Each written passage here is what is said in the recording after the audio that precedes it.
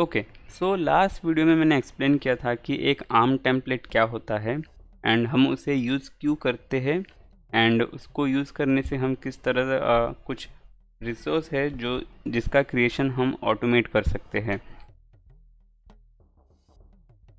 तो अगर वो वीडियो नहीं देखा है तो मैं एक बार फिर से एक वन लाइन में एक्सप्लेन कर दूं। तो बेसिकली आर्म टेम्पलेट वो टेक्निक है एज्योर का जिसकी मदद से हम एक रिसोर्स का क्रिएशन उस क्रिएशन को हम कॉपी करके कहीं पे स्टोर कर सकते हैं in the form of A JSON file. और हमें जब भी कोई रिसोर्स क्रिएट करना होगा तो हम बस उस जेसन फाइल को एज ए पैरामीटर पास कर देंगे एज्योर को, और एज्योर हमारे लिए उस रिसोर्स का एक डुप्लीकेट क्रिएट करके हमें दे देगी। अब कोई भी रिसोर्स का जो आर्म टेम्पलेट है वो हमें उसके क्रिएशन वाले स्टेप में मिल जाता है। फॉर एग्जांपल मैं अगर अभी यहाँ पे आ जाता हूँ और मैं एक स्टोरेज अकाउंट क्रिएट करने जाता हूँ, ठीक है। तो मैं यहाँ पे क्लिक करता हूँ न्यू, और एक मैं न्यू स्टोरेज अकाउंट क्रिएट करता हूँ। तो हम फटाफट कर लेते हैं।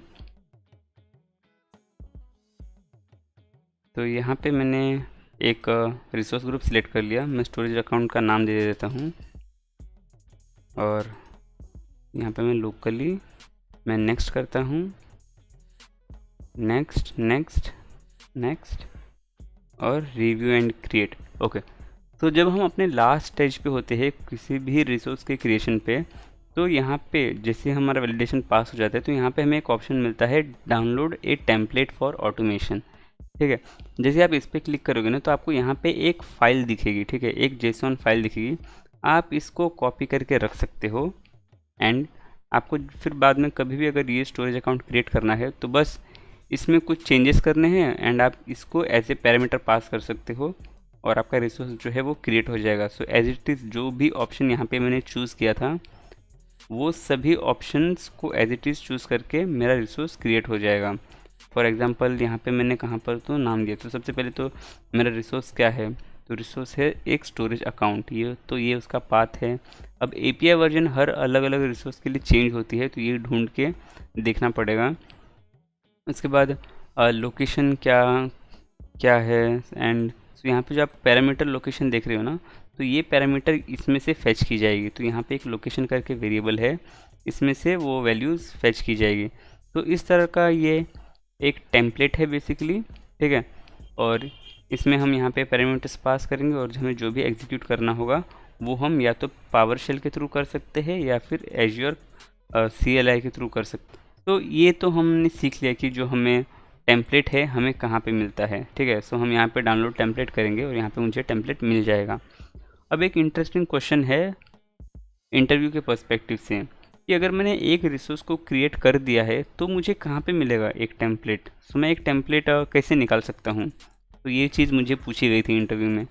अब ये बहुत ही सिंपल है और एक ये बस ट्रिक टाइप क्वेश्चन बोल सकते हो। अब इसका आंसर ये है कि मैं जब भी कोई भी रिसोर्स को ओपन कर लेता हूँ एक एक्सप्लोरर में, तो यहाँ पे मुझे दिख जाता है एक ऑटोमेशन का सेक्शन।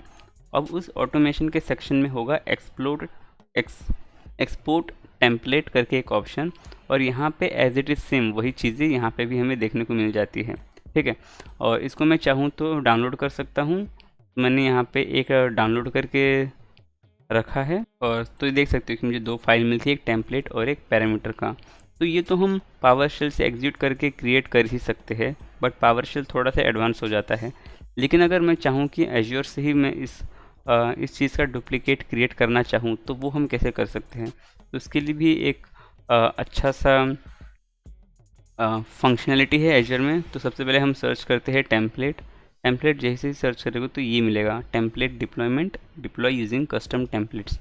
इस पर क्लिक करना है और इस पर यहाँ पे आके आप तो अपने खुद के टेम्पलेट्स तो डिप्लॉय कर ही सकते हो, लेकिन साथ ही आपको अगर चाहिए तो ऑलरेडी जो प्री बिल्ट टेम्पलेट्स है जो काफ़ी लोगों ने पहले से क्रिएट करके रखा है वो भी आप सर्च करके उसका एक क्विक स्टार्ट टेम्पलेट आप डिप्लॉय कर सकते हो। फॉर एग्जांपल अगर मैं स्टोरेज के लिए सर्च करूँ तो स्टोरेज के लिए भी कई ऑप्शंस होंगे मेरे पास। तो स्टोरेज से रिलेटेड इतने सारे टेम्पलेट्स हैं मेरे पास जो ऑलरेडी अच्छे अच्छे लोगों ने क्रिएट किए हैं, तो मैं उसको डिप्लॉय कर सकता हूँ। और यहाँ पे आके मैं चेक कर सकता हूँ कि इसमें क्या कुछ चीज़ें क्रिएट होने वाली है अगर मैं ये वाला टेम्पलेट सिलेक्ट करता हूँ तो। ठीक है। बट हम इस वीडियो में ये नहीं करेंगे। तो यहाँ पे बेसिकली मैं एक खुद का टेम्पलेट क्रिएट कर लूँगा और उस टेम्पलेट की मदद से मैं एक स्टोरेज अकाउंट को डिप्लॉय करने वाला हूँ। अब ये एक सिंपल सा नॉर्मल जेसन फाइल है। अब मैं यहाँ पे चाहूँ तो कुछ भी ऐड कर सकता हूँ और उसके बाद मैं अपना जो भी रिसोर्स है उसको क्रिएट कर सकता हूँ। तो मैं चाहता तो मैं इस फाइल की जो वैल्यूज़ है वो भी कॉपी पेस्ट करके चीज़ों को क्रिएट कर सकता हूँ, लेकिन मैं यहाँ पे इस वीडियो की सिंप्लिसिटी के लिए मैं एक स्क्रैच से एक रिसोर्स क्रिएट करने का सोच रहा हूँ। तो उसके लिए मैं काम करता हूँ, यहाँ पे मैं ऐड रिसोर्स पे जाता हूँ और यहाँ पे मैं सिलेक्ट करता हूँ स्टोरेज। यहाँ पे मैं एक स्टोरेज अकाउंट क्रिएट करने का सोच रहा हूँ एंड इसके लिए मैं उसको एक नाम दे देता हूँ टेस्ट डमी strg23। ओके। और ओके, सो मैंने जैसे वो चीज़ को सिलेक्ट किया मुझे एक टेम्पलेट क्रिएट करके मिल गया है यहाँ पे, और जो नाम है वो मैंने यहाँ पे दे रखा है। ठीक है। और जो अकाउंट का नेम है वो मैंने यहाँ पे दे रखा है।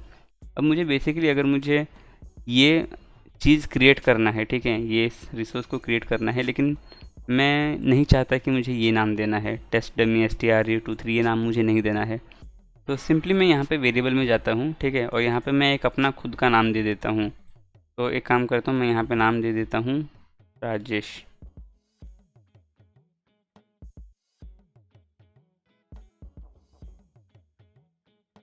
ठीक है। तो यहाँ पे मैंने अपना नाम दे दिया एक राजेश। तो राजेश के साथ एक अजीब सा एक लंबी स्ट्रिंग आईडी अटैच होगी सो दैट ये डुप्लीकेट ना हो। और मैं यहाँ पे जैसे इस पे सेव कर दूंगा ना, ये देखो मुझे बस बेसिक सी कुछ ही चीज़ें पूछेगी कि कौन से रिसोर्स ग्रुप में मुझे मेरा ये स्टोरेज अकाउंट क्रिएट करना है। तो मैं यहाँ पे एक स्टोरेज डेमो सेलेक्ट कर देता हूँ। और बाकी एक ये सिंपल सा जो ये ड्रॉप डाउन है ये हमारे टेम्पलेट में से फेच किया गया है। तो जो टेम्पलेट था उसमें एक ऑप्शन था टेस्ट डेमी strg23 टाइप करके, तो ये उसी टाइप के लिए एक ड्रॉप डाउन है। तो इस ड्रॉप डाउन से मैं स्टैंडर्ड LRS का मतलब है लोकली रिडंडेंट स्टोरेज, तो मैं वो सिलेक्ट कर देता हूँ यहाँ पे और मैं क्लिक कर दूँगा रिव्यू एंड क्रिएट पे। तो मुझे और वो जो बाकी की चीज़ें पूछी जाती है मुझसे ये वो सभी चीज़ें नहीं पूछी। मैं बस यहाँ पे रिव्यू एंड क्रिएट पे क्लिक कर दूँगा, ये रन फाइनल वैलिडेशन करेगा और फिर मुझे यहाँ पे क्रिएट का ऑप्शन दिख जाएगा। अब ये यहाँ पे कुछ टर्म्स एंड कंडीशंस है जो आपको ध्यान देना चाहिए जब भी आप टेम्पलेट्स यूज़ करते हो। तो जो आप टेम्पलेट क्रिएट करोगे वो ध्यान से क्रिएट करो सो दैट कोई भी अननेसेसरी रिसोर्स ना क्रिएट हो और कोई भी अननेसेसरी ऑप्शंस ना सिलेक्ट हो जाए, वरना फिर जो बिलिंग है वो काफ़ी ज़्यादा होने लग जाएगा। तो जिससे वो सब वैलिडेशन पास हो गया, मैं यहाँ पे क्रिएट पे क्लिक कर देता हूँ और वो फटाक से क्रिएट हो जाएगा। मुझे और कुछ भी चूज़ करने की ज़रूरत नहीं है।